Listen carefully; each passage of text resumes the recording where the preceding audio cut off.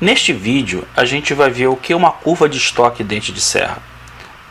E a gente vai ver, lógico, além da curva dente de serra, a gente vai ver o que é um estoque mínimo, tempo de reposição, corte, estoque de segurança, lead time, nível de atenção, tempo de ressuprimento, ponto de pedido, ruptura, lote econômico, estoque máximo e sazonalidade. Ok? Então vamos lá. Vamos imaginar um ambiente de uma distribuidora que vende diversos tipos de produto para diversos tipos de cliente. Ok? Eu poderia pegar nesse vídeo aqui e encher esse vídeo de fórmula, porque existe a fórmula do estoque mínimo, existe a fórmula do ponto de pedido, mas eu vou evitar isso porque você não ia conseguir assistir o vídeo até o final e que principalmente a teoria na prática é outra coisa. Ok? Então vou tratar esse vídeo numa linguagem bem coloquial para que todo mundo possa entender. Tá? Então vamos imaginar aqui um gráfico onde eu tenho no meu eixo X o tempo e no meu eixo Y a quantidade. Vamos analisar o estoque de um determinado produto, produto A, por exemplo. Então, lá no dia 1º, eu tenho 500 unidades em estoque. Está lá a minha bolinha amarela lá na esquerda, lá, que mostra para mim a quantidade em estoque. Ok? Tenho 500 no dia 1. No dia 2, eu começo a vender, né? E no dia 2, ela tem menos estoque. No dia 3, e o estoque vai baixando, certo? Então eu vou vendendo conforme os dias vão passando, eu estou vendendo este produto e automaticamente o estoque desse produto está baixando. E ele chega até 0. Quando ele chega a 0, eu pego o telefone e ligo para o meu fornecedor: olha, meu produto A terminou, acabou, manda mais para mim. E eu estou pensando que o meu fornecedor vai me entregar na mesma hora. E na verdade ele não entrega. Então passa o dia 2, passa o 3º, 4º, 5º dia e o fornecedor demora a entregar essa mercadoria. Até que o dia realmente ele entrega e volta ao meu estoque lá em cima.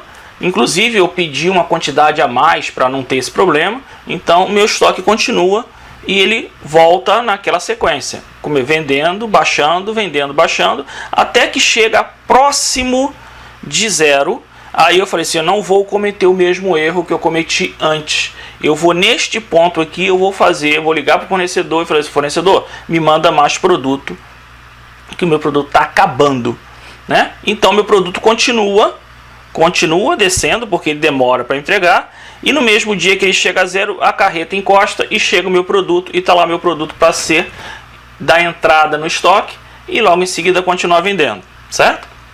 E volta-se o ciclo de novo. Então eu continuo vendendo, só que eu vou fazer mais uma coisa. Eu pedi ao fornecedor, mas muito próximo de chegar a 0. Então dessa vez eu vou pedir um pouco antes, para na hora que ele chegar ao ponto mínimo, o fornecedor já entregue, certo? Então eu peço um pouquinho antes que eu tinha pedido aqui, antes um pouco eu peço, e aí o fornecedor entrega e eu tenho aqui, teoricamente, uma margem de segurança para poder trabalhar, certo? Então, esta foi aí a minha sequência de estoque dia a dia do produto A. Então agora eu vou voltar ao meu jardim de infância e vou começar a ligar os pontos. Então eu estou ligando os pontos. Vou ligar todos os pontos agora. Pronto. Então apresento aos senhores a famosa curva dente de serra. Então aí por que é o nome dente de serra? Justamente com esse formato da quantidade em estoque do produto, certo? Então, como eu falei lá na frente, a gente vai começar a ver alguns nomes que a gente passou por eles quando fez esse exercício desse produto, ok? Primeiro ponto, lembra que o produto ali acabou aqui embaixo? Logo o produto chegou a 0, a quantidade chegou a 0, o meu fornecedor não me entregou, e o que aconteceu aqui? Aconteceu um ponto de corte ou ruptura, certo? Então esse é o primeiro ponto, esses são os primeiros nomes que a gente vai dar naquela relação que eu dei lá no início. Então aqui nós tivemos um ponto de corte ou de ruptura. Se eu continuasse vendendo o produto, eu teria faturamento em cima disso. Então esse triângulo que aparece aí é um ponto de prejuízo meu, porque eu não tinha o produto para vender, certo? Então eu tenho que tomar cuidado de não deixar isso acontecer de novo. Então esse é um ponto perigoso, certo? Então Lembra que eu pedi nesse ponto aqui, nesse ponto eu pedi ao fornecedor. E o fornecedor, ele me entregou neste ponto aqui. Ok? Então, a diferença entre eu pedir e o fornecedor me entregar, eu vou chamar isso de tempo de ressuprimento ou tempo de reposição, ou como eu sou uma pessoa chique, posso falar lead time. É o tempo entre o que você faz o pedido ao fornecedor e o fornecedor te entrega a mercadoria. Ok?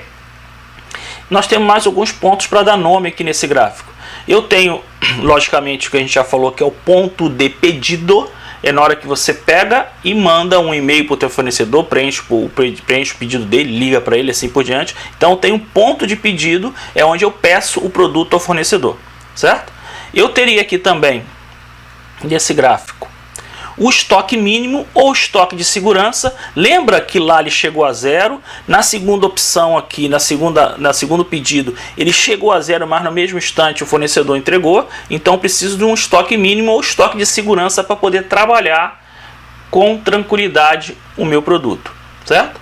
E para finalizar, eu tenho o estoque máximo, é onde eu tenho que tomar cuidado para não ultrapassar, porque eu não tenho espaço suficiente no meu depósito para manter esse produto, e assim por diante, que a gente vai falar daqui a pouco mais sobre isso, certo? Então são esses pontos aqui que a gente tem nomeados na nossa curva dente de serra, certo?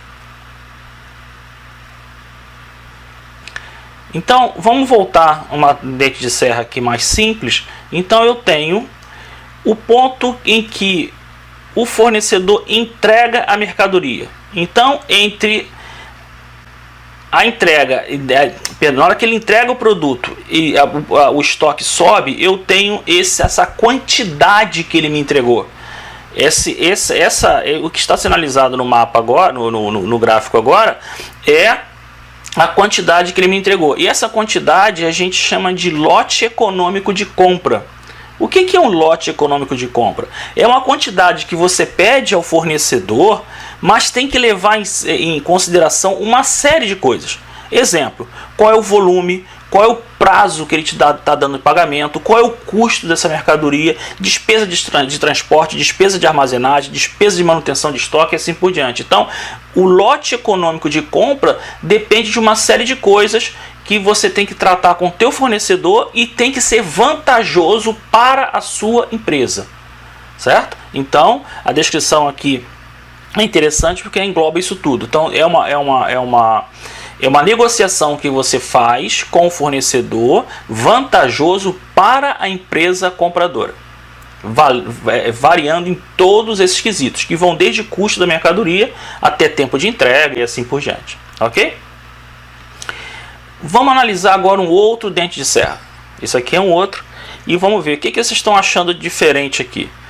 Olha só o que aconteceu nesse ponto. Eu vinha vendendo o produto normalmente, já tudo programado, bonitinho. De repente, a minha curva começa a cair mais acentuada. O que pode ter acontecido nesse dia para eu poder, para esse produto ter mais saída do que vinha normalmente, certo? Então existem vários fatores que possam ter causado essa situação. Primeiro, você pode ter feito uma campanha de venda, por exemplo.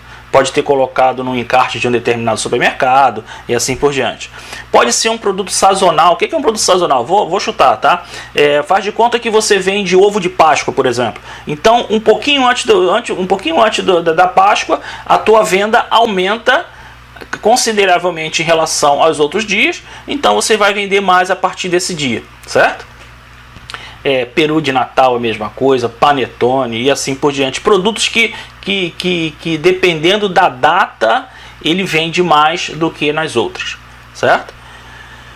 Outra coisa interessante também, o teu concorrente pode ter tido problema. Você tem um produto A e o teu concorrente tem um produto similar a esse. Ele pode ter tido um problema de entrega, ele pode ter tido qualquer tipo de problema, e você e o consumidor final começa a comprar mais do teu produto por não ter o produto do concorrente na gôndola, por exemplo. Isso é um dos exemplos, ok? Você pode, isso aqui também é muito importante, você pode ter aumentado o teu treinamento de vendas, os teus vendedores possam ter mais bagagem para poder vender o teu produto. Então o pessoal consegue vender mais a partir de um treinamento de vendas. Muitos distribuidores não olham para esse lado, é interessante vocês pensarem nisso. E infelizmente pode ter baixa de preço também. De repente você começa a baixar o preço para poder vender mais. Isso pode ser um tiro no pé, mas também pode ser por problema de data de validade do produto. O produto está quase vencendo, você precisa baixar o preço para poder descarregar esse produto no mercado, senão você vai jogar ele fora. A data de validade é que a gente chama de shelf life. A gente é pessoa culta também, então vamos chamar de shelf life do produto, certo?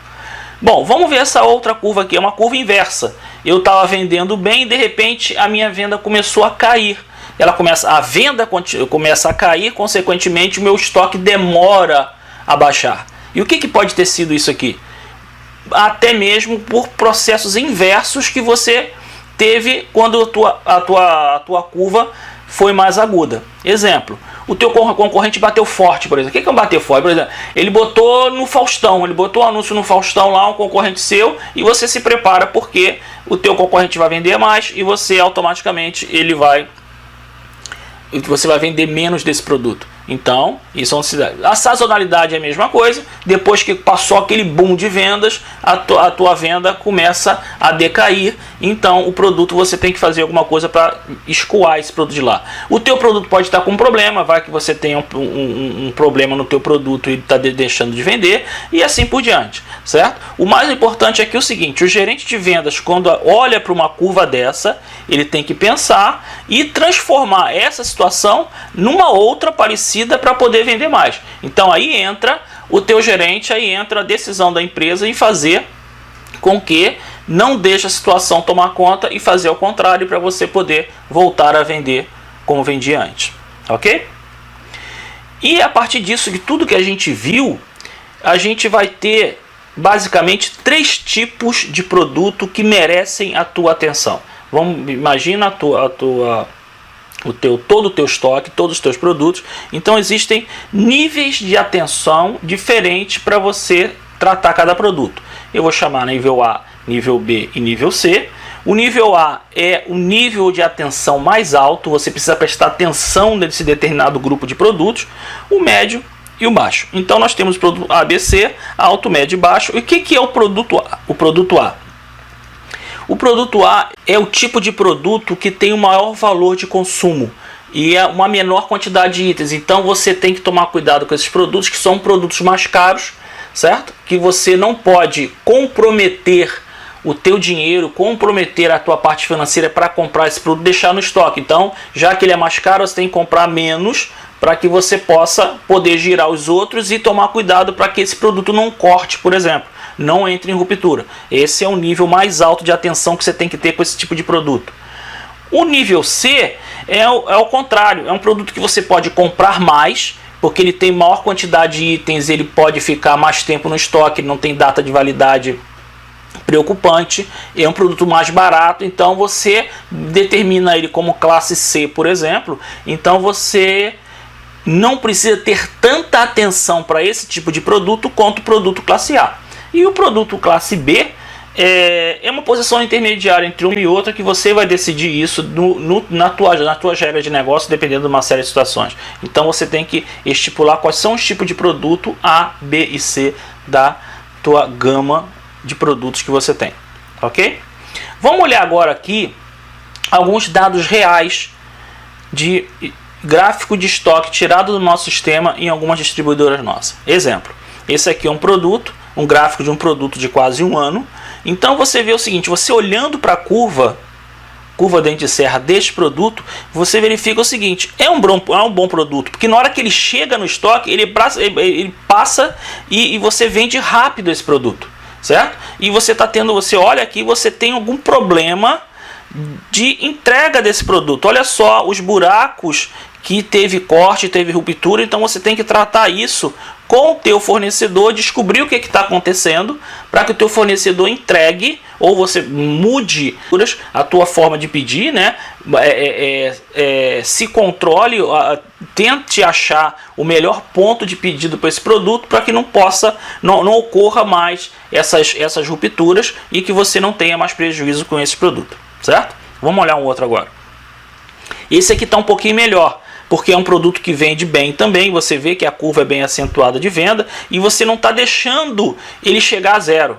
Isso que é muito importante. Você está conseguindo repor essa mercadoria antes que ele chegue a zero, e você vê que ele tem essa curva bem acentuada. Então é um produto que vende bem, ok?